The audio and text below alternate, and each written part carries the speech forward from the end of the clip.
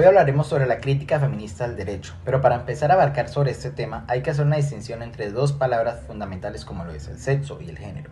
Pues la primera, es decir, el sexo, es la palabra que generalmente se usa para hacer referencia a las diferencias biológicas relacionadas con la reproducción y otros rasgos físicos o fisiológicos entre los seres humanos. Por el contrario, el género es aquel que se refiere a las características que socialmente se atribuyen a las personas de uno u otro sexo.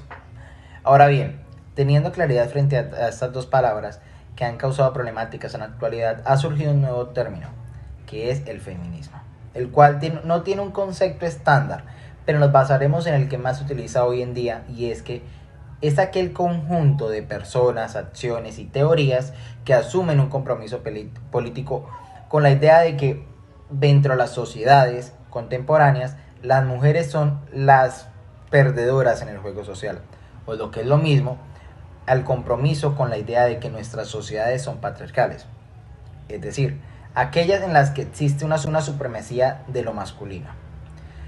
Pero este feminismo tiene distintas corrientes, por así decirlo, y teniendo como criterio el de las diferencias en los modos de entender la opresión, la primera distinción que cabe hacer dentro de las teorías feministas son las de aquellas que consideran que las mujeres son oprimidas porque no son tratadas de modo igual a los hombres, y las que consideran que las mujeres son oprimidas porque no se reconoce como valiosa su diferencia respecto de los hombres. A este grupo se le conocen como feminismos de la igualdad.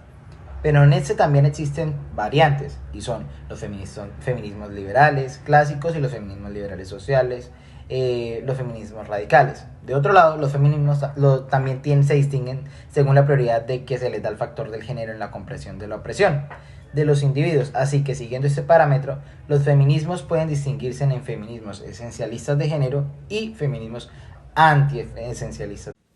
El feminismo en relación al derecho lo podemos observar desde dos perspectivas. Una primera, del derecho como una herramienta para el feminismo, y una segunda, como el feminismo con su crítica al derecho. Nos vamos a centrar en esta segunda. Y la crítica que hace el feminismo al derecho son dos: a la teoría y a las instituciones. En la teoría nos dice: tenemos una sociedad patriarcal que ha generado leyes, y todas las instituciones teóricas del derecho son generadas a partir de este mismo tema patriarcal. Entonces nuestro derecho está permeado de esto. Eso es lo primero. Lo segundo es que si bien hay leyes que protegen a las mujeres, las protegen a través de visiones patriarcales de hombres con su condición de lo que consideren correcto o no correcto en el actuar de una mujer. Eso en cuanto al tema teórico. El segundo, el tema institucional, nos habla de la protección a ciertas instituciones que ha defendido el feminismo. Por ejemplo, la primera es el tema de la igualdad en acceso de derechos, como por ejemplo instituciones como el derecho al voto, el tema de igualdad laboral, entre otros.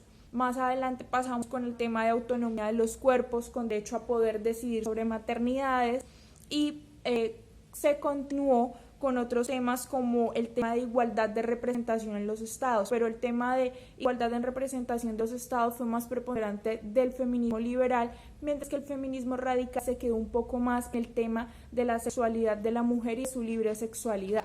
Más adelante continuamos hablando de unos métodos del feminismo. Se analizan tres métodos. El primero es sobre las preguntas y las mujeres, que habla sobre la situación y las diferencias que tienen en ciertos temas de derecho, el mismo tema de derecho, cuál es la diferencia entre el impacto de un hombre y una mujer.